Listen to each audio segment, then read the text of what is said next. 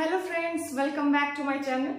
जो लोग नए हैं उनके लिए एक छोटा सा रिमाइंडर ये है कि इस चैनल के थ्रू हम लोग COET PG food science and technology या न्यूट्रिशन, जिसका कोड SCQP12 है, उसके प्रिपरेशन में काफी हेल्प मिलेगी उन लोगों को।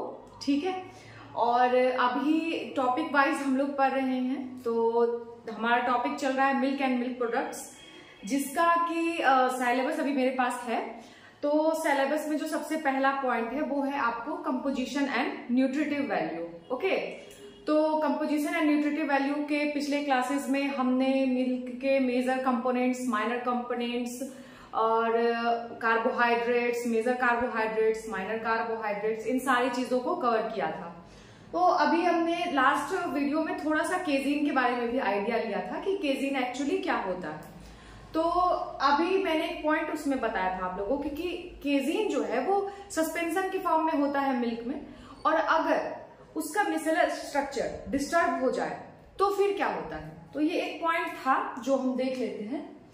ये है कि if the micellar structure of casein disturb, okay, micelles में कम अपार्ट, केजीन में come out, okay, forming gelatinous material curd. ठीक है, ये क्या होता है, मिल्क से अलग हो जाता है। ठीक है, और एक जेलेटिनस मटेरियल फॉर्म करता है, जो क्या बोलते हैं हम लोग, कर्ड। ठीक है, अब आते हैं कि whole casein is a heterogeneous group of proteins. Whole casein क्या है, पूरा का पूरा केजीन जो है वो डिफरेंट टाइप के प्रोटीन से बना हुआ होता है। ठीक है, और कितने टाइप के वो भी हम देखेंगे। तो केजीन के डिफरेंट टाइप्स हैं। ठीक है, यहां कवर करते हैं। अल्फा केजीन, ठीक है, ये आपका 55% सबसे ज्यादा प्रेजेंट होता है केजीन में। किसकी परसेंटेज सबसे ज्यादा होती है, अल्फा केजीन की। ठीक है, अब आते हैं कि दूसरा पॉइंट ये है कि ये जो अल्फा केजीन होता है ना, ये कैल्शियम सेंसिटिव होता है। इसका मतलब क्या हुआ, जैसे ही कैल्शियम के संपर्क में आता है, ठीक है, तो इसका क्या होता है, प्रेसिपिटेशन स्टार्ट हो जाता है। Very low concentration of calcium ion can cause precipitation of केजीन। Okay, alpha केजीन actually. ठीक है, ये पॉइंट देखिए यहाँ पे, calcium alpha केजीन is calcium sensitive that is precipitated bye low concentration of calcium ion. ठीक है, इसका 4 पॉलीमेरिक फॉर्म्स होता है। ठीक है, अब आते हैं बीटा केजीन। बीटा केजीन क्या है हमारा, बीटा केजीन 25% प्रेजेंट होता है मिल्क में। ठीक है, और इसका 6 पॉलीमेरिक फॉर्म्स होता है। ये सारे क्वेश्चंस तो पूछेंगे आपसे। कप्पा केजीन 15%। ठीक है, और ये कैल्शियम इनसेंसिटिव होता है, दैट इज ये मोर कैल्शियम आयन कंटेन करता है as compare to beta and gamma. ठीक है, तो ये पॉइंट था आपका, और ये होता है सॉल्युबल। ठीक है, सबसे इंपॉर्टेंट पॉइंट BVI, ये देख लीजिए, ये वाला पॉइंट जो है आपका, site of primary action of enzyme rennin. ठीक है, रेनिन या रेनेट एंजाइम, जो कि कार्ब्स के, यंग कार्ब्स के स्टोमैक से, 4th स्टोमैक एबोमेसम से रिलीज होता है। क्या, रेनिन। और ये क्या करता है, मिल्क के कोगुलेशन को कॉज करता है, मिल्क में कोगुलेशन कॉज करता है। ये एक प्रोटियोलाइटिक एंजाइम है बेसिकली। ठीक है, प्रोटियोलाइसिस करता है। ठीक है, और प्रोटियोलाइसिस एक्चुअली होता क्यों है मिल्क का, ये भी एक क्वेश्चन है। तो एक पार्टिकुलर पेप्टाइड बॉन्ड का जब क्लीवेज होता है, और वो पार्टिकुलर पेप्टाइड बॉन्ड कौन सा होता है, फिनाइल एलेनिन। ठीक है, फिनाइल एलेनिन और मैथ्योनिन, इसके बीच जो बॉन्ड टूटता है उससे हमारा क्या बन जाता है, उससे हमारा क्लीवेज होता है। ठीक है, किसका, पेप्टाइड बॉन्ड का, और फिर क्या होता है, कोगुलेशन होता है। और ये कौन कॉज करता है, रेनिन। ठीक है, यहां तक क्लियर हो गया सबको। अब आगे आते हैं, कप्पा केजीन का हो गया आपका। ठीक है, ये 2 पॉलीमेरिक फॉर्म्स होता है इसका। ठीक है, अब आते हैं गामा केजीन। गामा केजीन क्या है, it contains more sulfur content than calcium ions. Okay, it has 4 polymeric forms. Okay, ये देख लीजिए, फिर से सारे पॉइंट को। जो भी डाउट हो प्लीज कमेंट में मुझे पूछिए, ठीक है। मैं इमीडिएट तो नहीं, जैसे ही मैं सेशन खत्म होगा उसके टाइम बाय टाइम मिलेगा मैं रिप्लाई करूंगी, ठीक है। यहाँ तक देख लीजिए, फिर आगे स्टार्ट करते हैं, ठीक है। तो अब हम लोग कुछ इंपॉर्टेंट पॉइंट देख लेते हैं केजीन के रिगार्डिंग, ठीक है। केजीन से रिलेटेड कुछ इंपॉर्टेंट पॉइंट्स हैं, उसको हम देख लेते हैं एक बार, ठीक है। ये सारे पॉइंट्स जो भी है सारे के सारे एग्जाम में आए हुए क्वेश्चंस हैं, VVI, ठीक है। ये सारे क्वेश्चंस पहले देखते हैं कि केजीन जो है उसमें कैल्शियम का परसेंटेज कितना होता है, 8.2%, ठीक है। होल केजीन कंटेंट्स 8.2% कैल्शियम, ठीक है। अब आते हैं सल्फर कंटेंट कितना होता है। सल्फर कंटेंट बहुत कम है, 0.8%, ठीक है। अब आते हैं कार्बोहाइड्रेट परसेंट कितना है, ठीक है। कार्बोहाइड्रेट का परसेंटेज है 5.7%।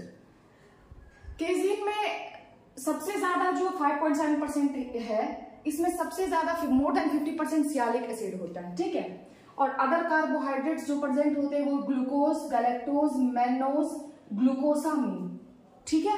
ये सारे कार्बोहाइड्रेट्स प्रेजेंट होते हैं, ठीक है। अब आते हैं कि नेक्स्ट पॉइंट पे, casein has highest concentration of glutamic acid, ठीक है।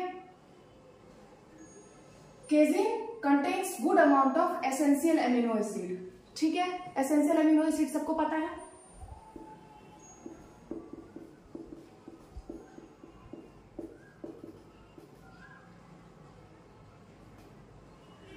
ठीक है। तो ऐसे मैंने ये तो मैं अब खुद याद रखने के लिए मेरा अपना एक शॉर्ट ट्रिक है, तो इसमें आप याद रख सकते हैं methionine, arginine, tryptophan, valine, isoleucine, leucine, ठीक है। तो ये सारे जो है आपके एसेंशियल एमिनो एसिड्स में आ जाते हैं, वैलिन, ठीक है।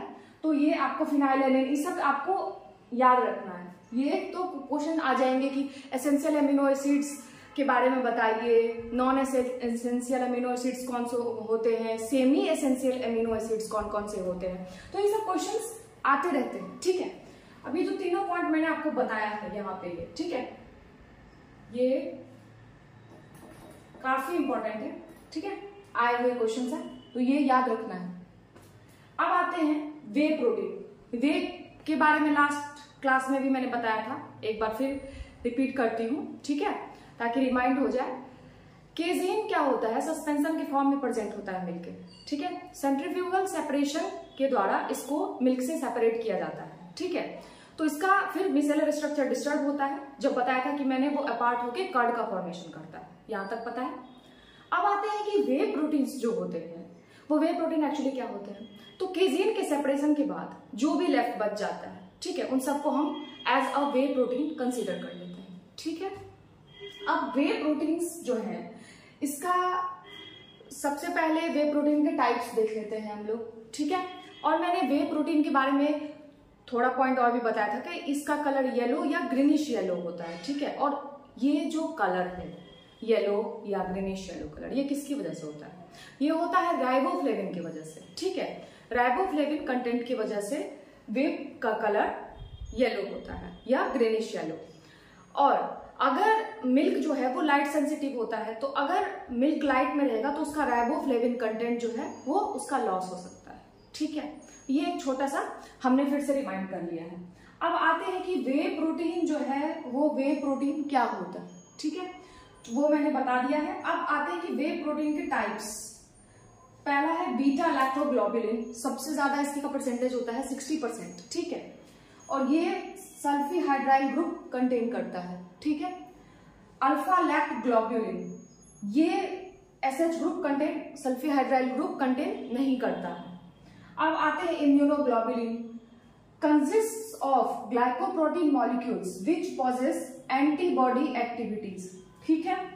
अब आते हैं सीरम एल्ब्यूमिन, ये सिमिलर होता है किसके, ब्लड सीरम के, ठीक है। सीरम एल्ब्यूमिन, ये चारों पॉइंट्स एक बार फिर से इसको देखिए। ये आपका ये जो है ये 8 है, ठीक है, 8.2%, 8.2%, ठीक है। देख लीजिए, नोट कर लीजिए, स्क्रीनशॉट ले लीजिए, जैसा आपको कन्वीनियंट लगता है, ठीक है, फिर आगे स्टार्ट करते हैं।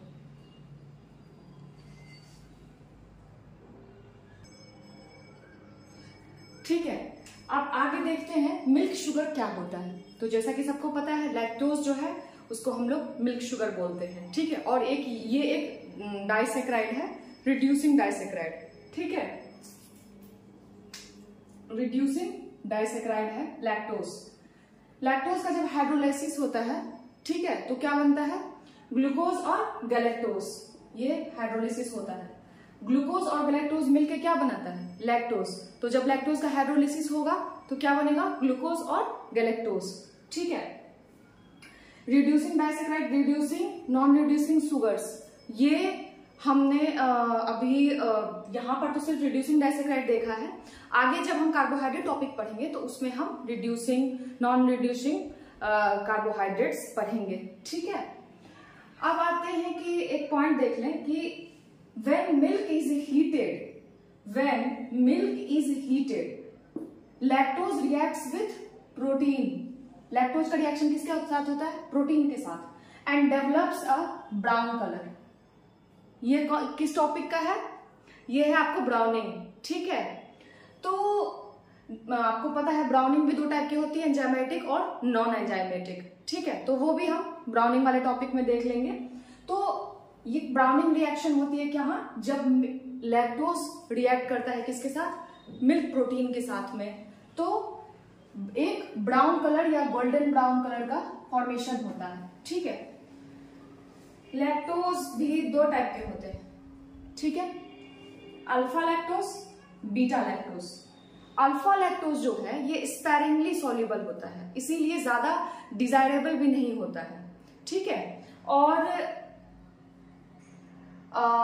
एक ग्रिटी फील देता है। ठीक है, और जो बीटा लैक्टोज है ये more soluble than crystals of alpha hydrate. ठीक है, ये बीटा लैक्टोज ज्यादा सॉल्युबल होता है किससे, अल्फा लैक्टोज से। ठीक है, इसीलिए ये ज्यादा फेवरेबल होता है डेयरी प्रोडक्ट्स के फॉर्मेशन में। ठीक है, अब आते हैं, एक पॉइंट है, ये देखिए वेरी वेरी इंपॉर्टेंट पॉइंट है, सैंडीनेस। अभी लास्ट ईयर वाले पेपर में भी पूछा था सीयूईटी पीजी के। ठीक है, फूड साइंस एंड टेक्नोलॉजी के SUQP 12 कोड के में आप जाके देखेंगे, ये क्वेश्चन आया हुआ क्वेश्चन है। ठीक है, और BHU का जो पेपर हुआ था जिसका कोड था PGQP 08, हाँ उसका कोड यही था। तो उसका भी एक अलग से एग्जाम होता था, तो उसमें भी ये क्वेश्चन आया हुआ है। ठीक है, कि सैंडीनेस जो है आइसक्रीम में वो किसकी वजह से होता है, तो लैक्टोज क्रिस्टलाइजेशन के वजह से होता है।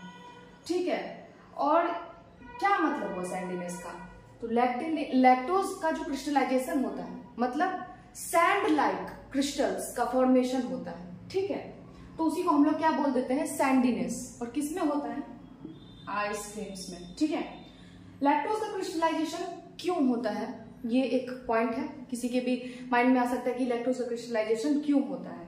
तो क्या है कि हमें सिर्फ पढ़ना नहीं है, ऐसा नहीं कि हमने सिर्फ पॉइंट्स देखा और बस ठीक है कि भाई आ गया ये पॉइंट, आ गया ये पॉइंट आ गया, हमने देख लिया। नहीं, हमें क्या है कि उसका टॉपिक को, जब हमने कोई टॉपिक देखा, जैसे मैंने आपको बताया वहां पे कि केजीन जो है वो कर्ड का फॉर्मेशन क्यों करता है, ये भी है कि केजीन आखिर क्यों कर्ड का फॉर्मेशन करता है, तो उसका मैंने आप लोगों को बताया था वहां पे कि एक पार्टिकुलर पेप्टाइड बॉन्ड का क्लीवेज होता है इस वजह से।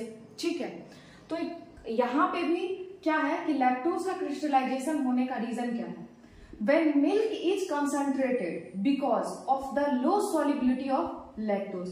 लैक्टोज क्या है, लीस्ट सॉल्युबल है, दैट्स व्हाई ये क्या होता है, अलग हो जाता है, अपार्ट हो जाता है, that's why lactose crystallization takes place. ठीक है, तो sugar crystallizes out, that's why sandiness occurs in ice creams. Okay, अब आते हैं मिल्क में जो एस और सॉल्ट्स होते हैं, ये दोनों सिनोनिमस टर्म्स नहीं है, डिफरेंट टर्म्स है, मिल्क एश, मिल्क सॉल्ट्स।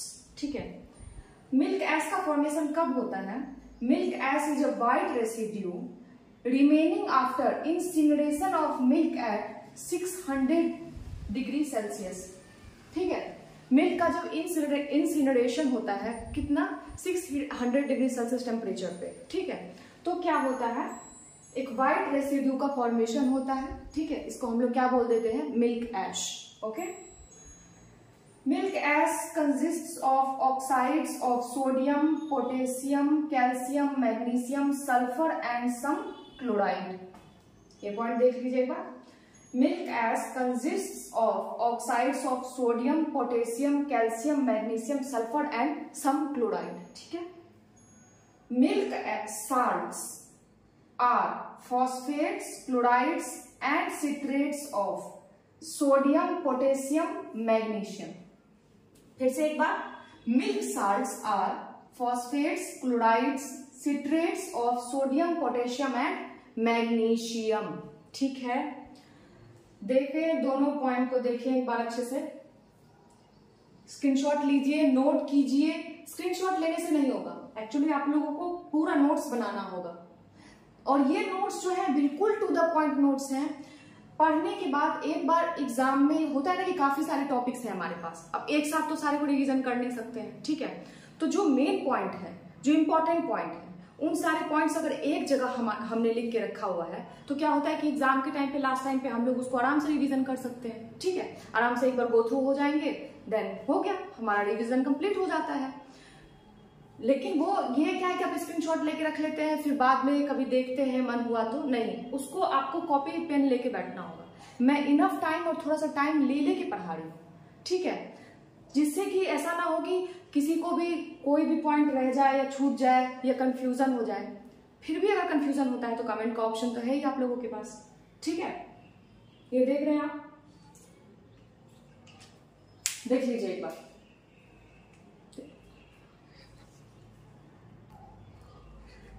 अब देखते हैं हम लोग कि मिल्क में कौन कौन से एंजाइम्स प्रेजेंट होते हैं, ठीक है। तो डिफरेंट टाइप के एंजाइम्स मिल्क में प्रेजेंट होते हैं। तो सबसे पहले देखते हैं हम, जो एंजाइम वो है एल्कलाइन फॉस्फेटेज, ठीक है। ये क्या है, exists as a lipoprotein and is distributed between lipid and aqueous phase, ठीक है। ये क्या है, एल्कलाइन फॉस्फेटेज एक लाइपोप्रोटीन है, और इसका जो सबसे इंपॉर्टेंट है काम, वो क्या है, वो है पास्चराइजेशन कंप्लीट हुआ या नहीं हुआ, ये इसका इंडिकेशन देता है, ठीक है, indicator of completion of pasteurization, ठीक है। The enzyme is inactivated by normal pasteurization procedures, ठीक है, and thus its activity tested to determine the effectiveness of pasteurization. जब पास्चराइजेशन होता है, ठीक है, तो इफेक्टिव पास्चराइजेशन है या नहीं, ये कैसे पता चलता है, जैसे ही एल्कलाइन फॉस्फेटेज एंजाइम इनएक्टिवेट हो जाता है, ठीक है, तो बस उसे ही हमें पता चल जाता है कि पास्चराइजेशन कंप्लीट हो गया है, ठीक है। तो एज अ इंडिकेटर, जो भी इंडिकेशन हम पास्चराइजेशन के लिए यूज करते हैं उसमें से एक सबसे इंपॉर्टेंट इंडिकेटर कौन सा है, हमारा एल्कलाइन फॉस्फेटेज एंजाइम, जो कि एग्जिस्ट करता है एज अ लाइपोप्रोटीन, ठीक है। अब आते हैं दूसरा एंजाइम हमारा क्या है, लाइपेज, ठीक है, responsible for the development of rancid flavour of milk. Lipase की वजह से रेंसिडिटी मिल्क में कॉज होती है, ठीक है। अब आते हैं हम, तीसरा जो एंजाइम हमारा वो है ज़ैंथिन ऑक्सीडेज, ठीक है। This enzyme occurs in the fat globule membrane, ठीक है। It is a conjugated protein complexed with FAD, iron and molybdenum, ठीक है। FAD का कन्वर्जन किसमें होता है, FMN। FAD क्या है, FAD है फेरिन एडेनिन डाइन्यूक्लियोटाइड, इसका कन्वर्जन होता है फेरिन मोनोन्यूक्लियोटाइड में, ठीक है। इसके कन्वर्जन में कौन हेल्प करता है, ज़ैंथिन ऑक्सीडेज। इसके कन्वर्जन में कौन हेल्प करता है, ज़ैंथिन ऑक्सीडेज, ठीक है। यहाँ एंजाइम का डिग्रेडेशन होता है और FAD FMN में कन्वर्ट होता है, ठीक है। Responsible for riboflavin content of milk, ठीक है, ये इंपॉर्टेंट है। आपको मैंने बताया था कि जो वे प्रोटीन है उसका कलर ग्रीनिश येलो या येलो होता है, ऐसा क्यों होता है, तो उसका रीजन है आपका राइबोफ्लेविन, ठीक है।